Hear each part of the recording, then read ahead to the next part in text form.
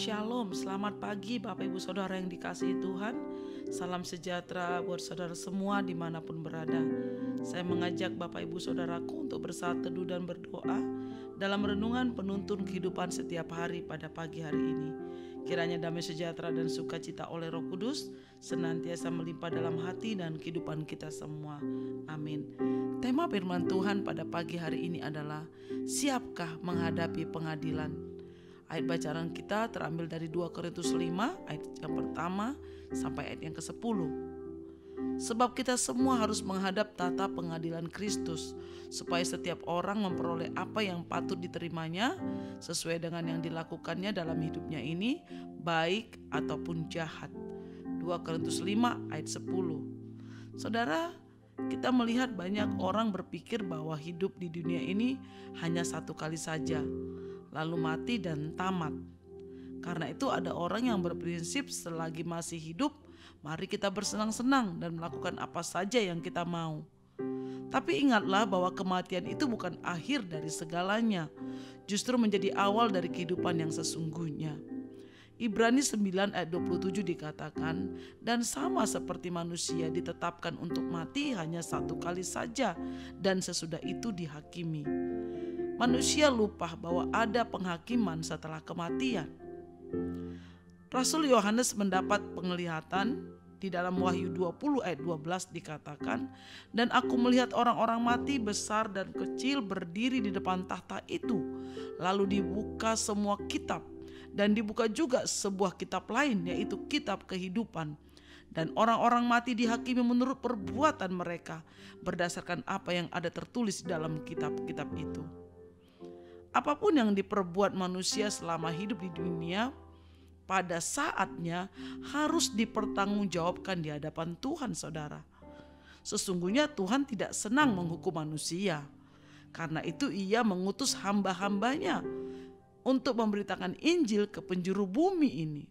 Bahwa Yohanes 14 ayat 6 katakan, akulah jalan dan kebenaran dan hidup.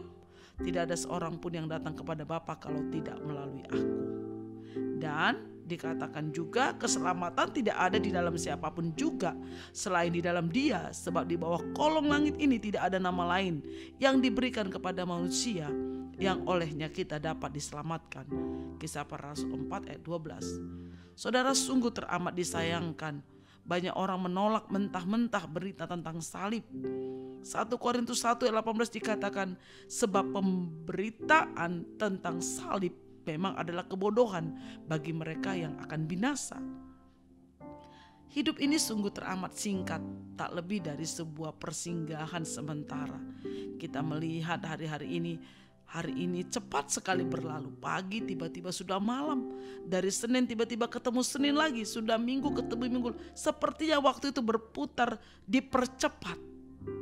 Saudara, 2 Korintus 5 ayat 1 dikatakan, jika kemah tempat kediaman kita di bumi ini dibongkar, Allah telah menyediakan suatu tempat kediaman di sorga bagi kita. Suatu tempat kediaman yang kekal, yang tidak dibuat oleh tangan manusia. 2 Korintus 5 ayat yang pertama. Saudara, karena itu waktu yang terbatas ini mari kita pergunakan sebaik-baik mungkin untuk mempersiapkan diri sebelum kematian menjemput kita. Kita tidak tahu kapan kita dipanggil Tuhan, tapi kita harus bersiap-siap seolah-olah kita mau dipanggil Tuhan. Sehingga kita harus menjaga hidup kita, menjaga pikiran kita, menjaga seluruh hidup kita, perkataan kita, seluruhnya di dalam kehidupan ini untuk selalu berpadanan dengan Injil kebenaran Tuhan.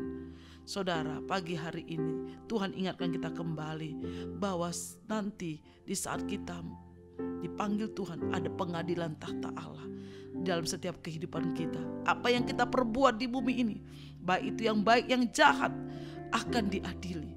Karena itu saudaraku, berbuat baiklah selagi masih ada waktu. Tetaplah berbuat baik, tetaplah berpikir baik, tetaplah berkata baik. Jauhkan segala kejahatan dan dosa dari hidup kita. Jauhkan segala hal-hal yang tidak berkenan di hadapan Tuhan.